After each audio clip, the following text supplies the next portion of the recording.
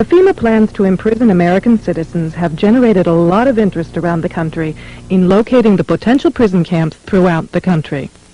These may be facilities currently being used as prisons, such as those you saw earlier, or prisons that are being built supposedly in the name of the war on drugs, or facilities that have other uses but which could be quickly used to detain large numbers of people, such as this Amtrak facility in Beech Grove, Indiana.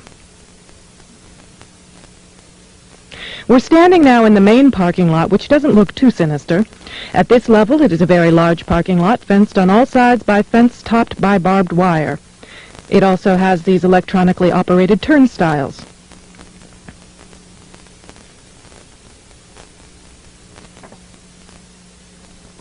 There is also a surveillance camera, just like we saw at the FEMA facility, pointing out to the parking lot, and a helicopter windsock. All of these apparent security measures are particularly unusual here, because this is a very low crime area, and this facility is nothing but an old train repair station with nothing in it worth stealing. In this portion of the parking lot is a brick building, suitable for processing, next to a gate that leads right out to the railroad tracks, and all of this is contained inside a fully fenced area, now 3 layers deep in fencing at this point. This U.S. Air Force train indicates federal and military involvement. Facing the opposite direction, you can see that this area, too, is a very large fenced area with railroad track running the length of the fence and plenty of warehouses.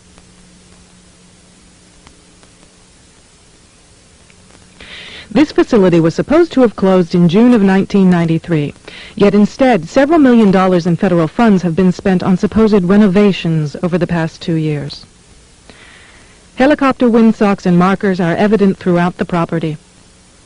This small building is the only way into a particular fenced area.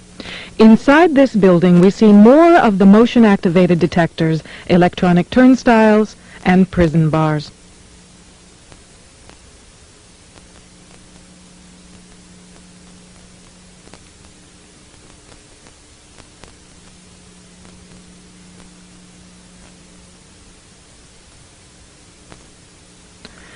All of the renovations to this property have involved putting in new fencing, electronic turnstiles, concrete flooring in unused warehouse buildings, and putting in large gas furnaces on buildings that were never heated any time in the past 20 years.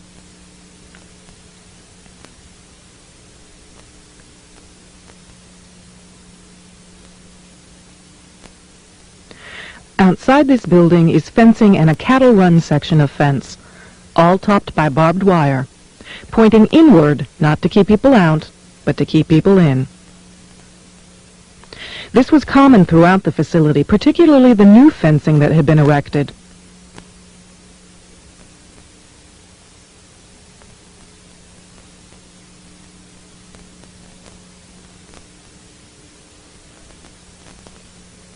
Inside the fenced area on the other side of the building, you'll see signs that say Red Zone, right up next to the railroad tracks that run the length of the fenced area.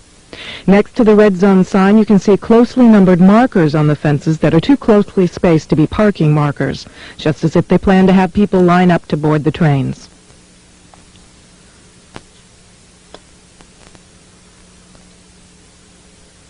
Here's a helicopter marker on the power lines outside the facility, indicating expected helicopter traffic, and again, another tall radio antenna. Looking around, you can get an idea of how huge this place is and how many people it could contain in its fenced-in area. In yet another fenced area, we see a large warehouse building at the end, with the electronic turnstiles in front of it. The building is one that has a new concrete floor, and its doors and windows have all been blocked. Outside, there are new gas pipes.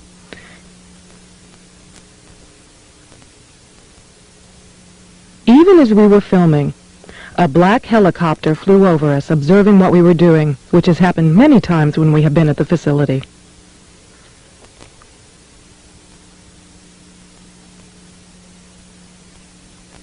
The gas lines and gas pipes at the facility run the length of the buildings.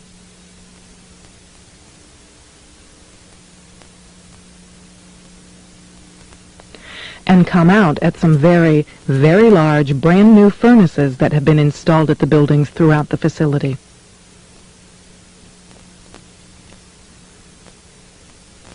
We found this crane, which has seen better days, but is plainly marked U.S. Army in the middle of the stockyard.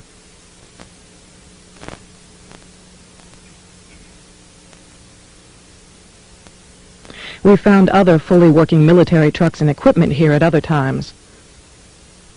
Inside the facility, we found large fenced-in areas next to the railroad tracks marked green zone and blue zone, suitable for holding a lot of people. Many of the old warehouse buildings have had new concrete floors put into them. Unused sections of railroad track have been dug up and replaced, and from the supplies in the stockyards, it is obvious they will be doing even more construction and fencing.